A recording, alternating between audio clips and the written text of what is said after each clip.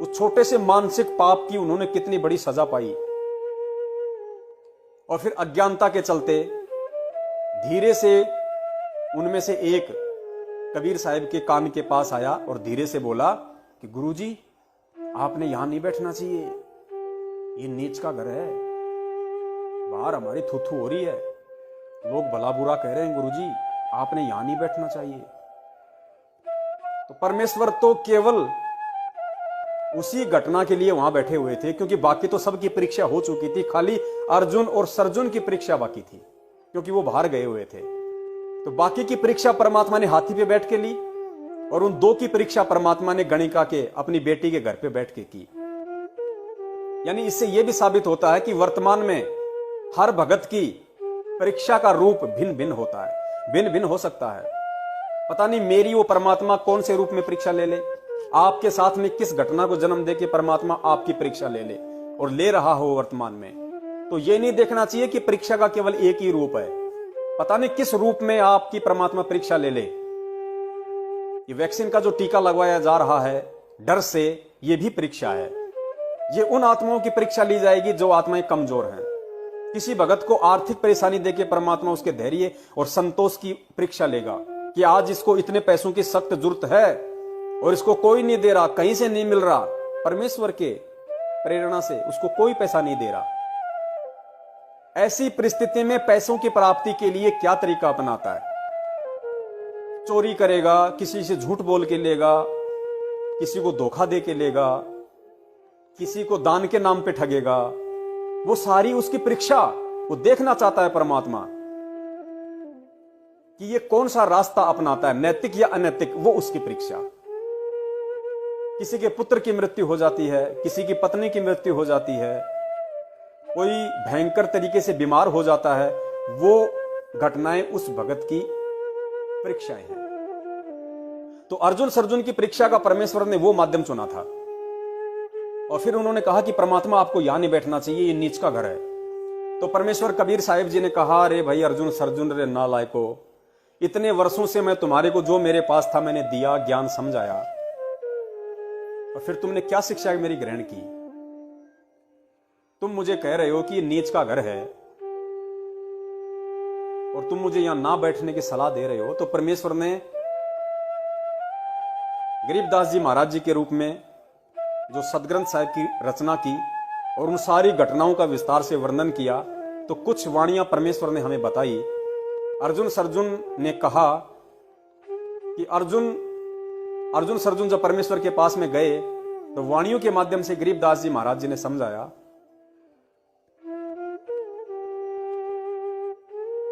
वाणी है परमात्मा की, दास को ध्यान नहीं आ रही है।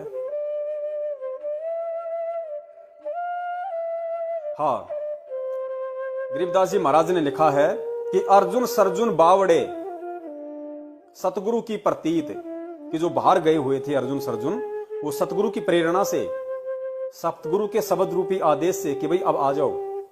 तो अर्जुन सर्जुन बावड़े, बावड़े यानी ये हरियाणा का शब्द है, बावड़े यानी वापस आए। जैसे कोई पिता अपने पुत्र को किसी काम के लिए भेजे और फिर वो चाहे कि ये ना जाए तो उसको कहता है कि भाई वापस बावड़ जा, वापस बावड़िया, वापस आ जा। तो अर्जुन सर्जुन बावड़े जहां गए हुए थे वहां से वापस आए। अर्जुन सर्जुन बावड़े सतगुरु की प्रतीत, सतगुरु की प्रेरणा से। और सतगुरु यहां ना बैठियो, यो द्वारा है नीच। उन्होंने कहा कि परमात्मा यहां मत बैठना, यो नीच का द्वार है, यो नीच का घर है। तब कबीर परमेश्वर ने कहा कि भाई ऊंच नीच में मैं रहूं, ये हाड़ मांस की दे, कि भाई मैं कहां नहीं हूं अर्जुन सर्जुन, मैं तो सृष्टि के कण कण में हूं, प्रत्येक रिजमे में हूं, मैं कहां नहीं हूं, मेरी शक्ति हर जगह विद्यमान है। तो ऊंच में भी मैं हूं, नीच में भी मैं हूं, जिसको तुम समझते हो अपनी थ्योरी से। जो पंडित है उसको तुम ऊंच कह देते हो, जो नीची जाति में उसको तुम नीच कह देते हो, ये तुम्हारी अपनी परिभाषा है। जबकि अध्यात्म में ऊंच नीच की परिभाषा जाति के हिसाब से नहीं, गुरुदेव ने बताई उसके कर्मों के हिसाब से होती है। अगर एक शूद्र वर्ण का व्यक्ति यदि अच्छे कर्म करता है तो वो ब्राह्मण है, और एक ब्राह्मण वर्ण में उत्पन्न व्यक्ति यदि नीच कर्म करता है, शराब पीता है, मांस दारू बीड़ी गुटखा काला बाजारी चोरी जारी शास्त्र विधि को त्याग के मनमाने तरीके से भक्ति करता है, तो वो नीच है। तो परमेश्वर ने कहा कि ऊंच नीच में मैं रहूं ये हाड़ मांस की दे, और अर्जुन सर्जुन समझियो तुम करियो शब्द सने, कि नालायको तुम इस चीज के चक्कर में पड़ना छोड़ दो कि मुझे कहां रहना है, कहां नहीं रहना, कहां बैठना, कहां नहीं बैठना। मुझे शिक्षा देके मेरे गुरु बनने की कोशिश मत करो। अर्जुन सर्जुन समझियो तुम करियो शब्द सने, यानी मैंने तुम्हें जो शब्द दिया है, जो मंत्र दिया है, तुम उससे प्रेम लगाओ, उसकी भक्ति करो, गुरु को शिक्षा मत दो। और कहा कि भाई आज के बाद तो तुम मेरे गुरु बन गए, तुमने मुझे शिक्षा दे दी कि गुरुजी आपने यहां नहीं बैठना चाहिए। तो पुण्यात्माओं, ये कितना बड़ा संकेत इस छोटी सी घटना में है। और गुरुदेव ने बार बार समझाया कि हमने संतों की करनी को नहीं देखना, हमने संतों की कथनी के ऊपर चलना है। करनी मतलब जो कर्म आपका गुरु कर रहा है, वो कर्म आपने फॉलो नहीं करने, उस कर्म को देख के नहीं चलना। आपने सतगुरु की जो कथनी है, जो कथन है, जो वचन है, जो सत्संग है, उन सत्संगों में आपके गुरु ने आपको जो निर्देशित किया है, उस तरीके से आपको चलना है, आपने फॉलो करना है। संतों की करनी को नहीं, उनकी कथनी को देख के चलना है। तो वर्तमान में किस कदर भगत समाज धोखा खा रहा है, किस कदर काल प्रेरित सतलोक आश्रम मैनेजमेंट हरियाणा सतगुरु जी की कथनी के विपरीत हमसे कुकर्म करवा रहा है। राजनीतियां, आरक्षणबाजी, दे दान, रक्तदान, कभी सोना उतरवाता है, कभी गेहूं दान। आजकल तो गेहूं का भी एक नया आदेश आ गया कि गुरुजी का आदेश है, नामदान केंद्र पे गेहूं की सेवा कर सकते हो, गेहूं की बोरियां दान कर सकते हो। बताइए, कल को ये ना आ जाए कि भगत अपने कपड़े उतार के भी नामदान केंद्र पे दे दो, मार्केट में सेल लगा देंगे, जितना मिलेगा उतना ठीक। तो ये हमसे क्या करवाया जा रहा है? ये हमसे परमेश्वर की कथनी के विपरीत ये कर्म करवाए जा रहे हैं। और फिर भी हम सावधान नहीं हो रहे।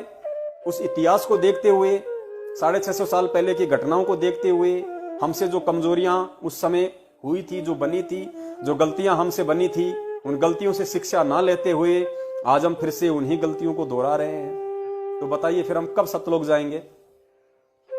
तो हमने भूल कर भी अपने पूज्य परमेश्वर को, अपने सतगुरु देव जी को अपनी तरफ से, अपनी सोच से भी